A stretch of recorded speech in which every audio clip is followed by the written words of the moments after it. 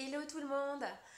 Cette petite vidéo pour vous donner quelques techniques pour habituer notre cerveau à être plus positif, plus réactif et à être plus indulgent.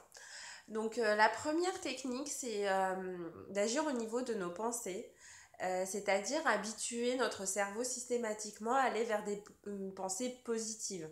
Je me réveille le matin, j'ai la flemme d'aller au travail, j'ai une réunion qui me pèse, je vais avoir quelqu'un avec qui je communique pas très facilement, je vais avoir quelque chose qui me pèse sur le cœur et je vais être stressée toute la journée, ça va m'occuper l'esprit de manière pas forcément qui le rende spécialement efficace.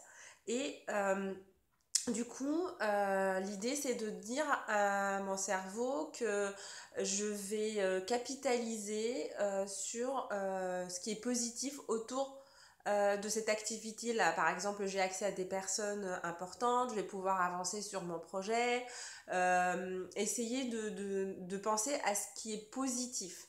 Et du coup, déjà, on va gagner en efficacité sur sa journée. Ensuite, on va appréhender cette tâche de manière plus positive et plus sereine. Et le gain un petit peu indirect, mais qui va se cumuler au fil du temps, c'est d'habituer notre cerveau à aller vers les pensées plutôt positives que de rester sur les pensées négatives. La deuxième clé sur laquelle on peut agir, c'est nos émotions. C'est-à-dire comment on peut les accueillir de manière sereine, bienveillante, qu'elles soient positives ou négatives, qu'on puisse un peu les interpréter. Et si elles sont négatives, hein, négatif c'est pas péjoratif, hein, c'est négatif, c'est-à-dire que je vais ressentir de la colère, je vais ressentir de la tristesse, de la déception. Mon corps et mon esprit réagissent par rapport à quelque chose pour me protéger en fait, hein. Si c'est la peur, je vais avoir envie peut-être de fuir parce que instinctivement je veux pas être altérée en fait ou touchée par cette chose qui me fait peur. Et l'idée c'est d'écouter en fait cette émotion et de l'interpréter et de se dire bon logiquement je devrais fuir, mais bon là c'est pas de la survie, c'est pas un lion qui me saute dessus, hein, c'est j'ai peur de faire telle activité nouvelle dans laquelle je sors de ma zone de confort, mais qu'est-ce que ça peut m'apporter en fait? Si je vais aller prendre la parole en public devant des personnes qui me où c'est gênant pour moi, où c'est pas habituel, ou parce que c'est des personnes par exemple très haut placées dans la société, plutôt que de se dire ah bah non je le fais pas comme ça, voilà je vais rester dans mon coin et je vais être dans ma zone de confort, qu'est-ce que ça va m'apporter d'aller faire cette présentation? Je vais gagner en confiance en moi, je vais pouvoir défendre mon projet, je vais gagner en visibilité. Voilà, donc cette émotion-là, comment je l'ai accueillie, c'est de manière plutôt positive et j'ai dit à mon cerveau, attention, je prends un peu le dessus sur ce sujet-là. Le troisième volet, sur lequel on peut agir aussi, c'est au niveau de nos croyances.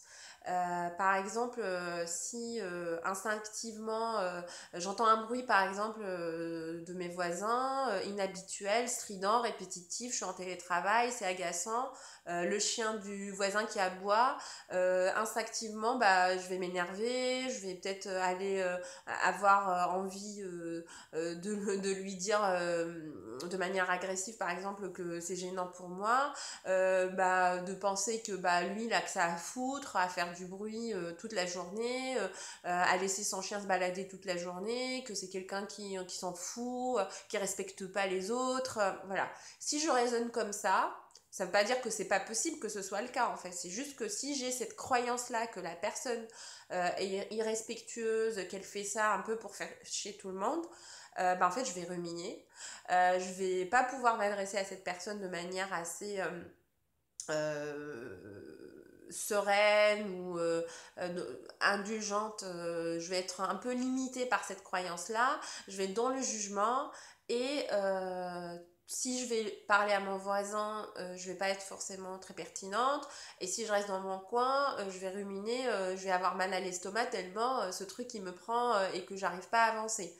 Donc, travailler sur nos croyances permet de réduire un peu nos jugements vis-à-vis de nous, hein, ou vis-à-vis des autres, et du coup d'être plus indulgent. Plutôt de mettre un cliché sur une situation, soit je vais voir le voisin et je lui dis écoute, bah, ça me dérange, est-ce que tu peux rentrer ton chien, si du bois et que bah, c'est pas dans les horaires qui sont permis, ou même si c'est dans les horaires qui sont permis et que c'est mon voisin que je m'entends avec lui, plutôt que de rester sur ma croyance et sur mon jugement, je vais aller lui en parler et puis on passe à autre chose, quoi. Donc voilà, je voulais que cette vidéo reste courte en fait. Voilà, pour récapituler, les 3 axes sur lesquels je vous propose de travailler pour rendre votre cerveau plus efficace, plus indulgent, plus positif et l'habituer au fil du temps à avoir ces automatismes qui nous permettent d'avancer de manière positive, c'est de travailler sur nos pensées. Donc comment aller vers des pensées positives. Travailler sur nos émotions, c'est les écouter, qu'elles soient positives ou négatives. Et quand elles sont négatives, par exemple, comment on dépasse en fait cet état de stress ou d'appréhension. Et le troisième levier, bah, c'est les croyances et les jugements vis-à-vis de nous et vis-à-vis des autres pour être plus indulgent voilà, être plus souple, plus dans l'écoute. Et encore une fois, le lien avec le cerveau, c'est de dire à notre cerveau que c'est pas lui qui prend le contrôle, c'est pas lui qui réfléchit pour nous, on peut être plus intelligent que son automatisme à lui. Bon, bah, j'espère que ma vidéo vous a plu, n'hésitez pas à me le dire en commentaire et bisous bisous, bonne journée.